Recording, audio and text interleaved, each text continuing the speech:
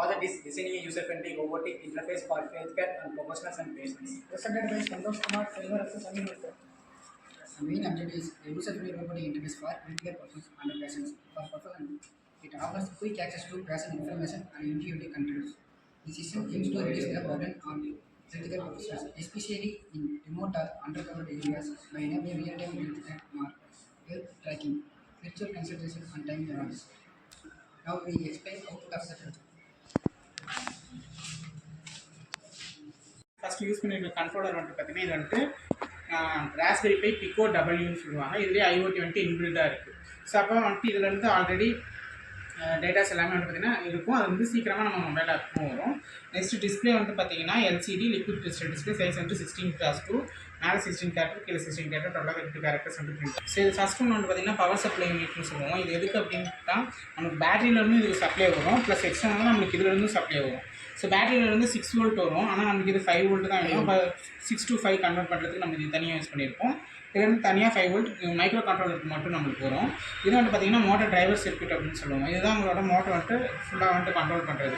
இப்போ forward DC motor எப்படி run ஆகணும்னா பாசிட்டிவ் நெகட்டிவ் கொடுத்தா ஃபார்வர்ட் டேரக்ஷன் சுற்றும், பொலாரிட்டி சேஞ்ச் பண்ணோம்னா ஆப்போசிட் டேரக்ஷனில் சுற்றும். இதை பேஸ் பண்ணி வந்து பார்த்திங்கன்னா ஒர்க் பண்ணுறதுக்கு நம்ம கொடுத்துருக்கோம். இப்போ ஃபார்வர்ட்னா 4 ஃபார்வர்டில் போகணும், ரிவர்ஸ்னால் 4 ரிவர்ஸில் வரும். இப்போ லெஃப்ட்னா உங்களுக்கு இந்த சைட் ரன் ஆகும்போது இது ஃபார்வர்டில் வரும், இது ரிவர்ஸில் வரும். அந்த மாதிரி வந்துட்டு உங்களுக்கு சேஞ்ச் ஓவர் ஆகிறதுக்காக நம்ம இது கொடுத்துருக்கோம். இது வந்து பார்த்திங்கன்னா ஆப்ஜெக்ட் டிடெக்ஷனுக்கு அல்ட்ராசோனிக் சென்சார் கொடுத்துருக்கோம். இது வந்து பார்த்திங்கன்னா ரேடார் சிக்னலை வந்துட்டு பாஸ் பண்ணும். ஒன்று டிரான்ஸ்மிட்டர், ஒன்று ரிசீவர். ஸோ இந்த டிரான்ஸ்மிட்டர் வந்துட்டு இங்கே ரேடார் சிக்னல் பாஸ் பண்ணணும். ஆப்ஜெக்ட் வரும்போது நம்ம வந்துட்டு கோடிங் கொடுத்துருக்கோம், பர்டிகுலர் டிஸ்டன்ஸ் வந்தோடனே எனக்கு வந்துட்டு ஸ்டாப் ஆகும் அப்படின்னு சொல்லிட்டு அந்த டிஸ்டன்ஸ் வந்துட்டு கட் ஆகும்போது அது ரிஃப்ளெக்ட் ஆகும் அந்த ரேடார் சிக்னல். அப்போ ரிசீவர் வந்துட்டு ரிசீவ் பண்ணிட்டோடனே அந்த டிஸ்டன்ஸ் வந்துட்டு ஃபார்வர்டில் போகும்போதுலாம் ஸ்டாப் ஆகிறதுக்கு நம்ம கொடுத்துருக்கோம்.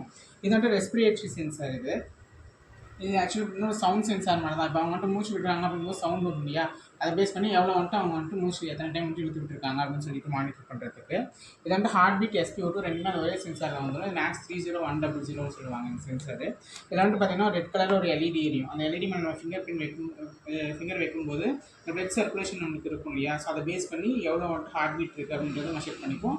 அதை பேஸ் பண்ணி உங்களுக்கு SpO2 லெவலும் வந்துடும். இது டெம்பரேச்சர் சென்சார்ப்பா. இது வந்துட்டு தெர்மிஸ்டர். வந்து நார்மலாக பாடி டெம்பரேச்சர், என்வரான்மெண்ட் டெம்பரேச்சர் எது வேணாலும் நம்ம மானிட்டர் பண்ணிக்கலாம். இப்போ பாடி டெம்பரேச்சர் நம்ம மேலே இருக்கணும், நம்மளோட பாடி டெம்பரேச்சர் காமிக்கும். ஹீட் பண்ணி காமிக்கலாம். இது ஏன்னா 50 அதிகமாக போகுது அப்படின்னா ரொம்ப ஹை டெம்பரேச்சர் இருந்துச்சுன்னா தான் வந்துட்டு நம்மளால் அப்டாமல் காமிக்கும்போது இதனால் ஹீட் பண்ணியே நம்மளால் காமிக்க முடியும். அப்போ வந்துட்டு வேரியேஷன்ஸ் வந்துட்டு நம்மளால் தெரிஞ்சுக்க முடியும்.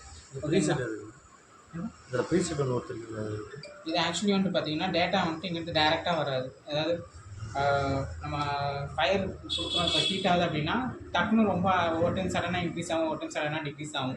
அப்படி வந்துச்சு அப்படின்னா வந்துட்டு கண்ட்ரோலருக்கு அந்த பின் வந்துட்டு ஏதாவது அஃபெக்ட் ஆகிறதுக்கு வாய்ப்பு இருக்குது. அதை வந்துட்டு அவாய்ட் பண்ணுறதுக்கோசரம் நம்மளுக்கு இது வந்துட்டு ஜஸ்ட் வேரியபிள் ரெசிஸ்டன்ஸ் தான் இது. ஸோ ரெசிஸ்டன்ஸ் போது நமக்கு அதிகமாக வந்துட்டு கரண்ட் வரும்போது அதை அவாய்ட் பண்ணுறதுக்கு நமக்கு ஓகே. மொபைல் ஆப் எடுத்துக்கோங்க.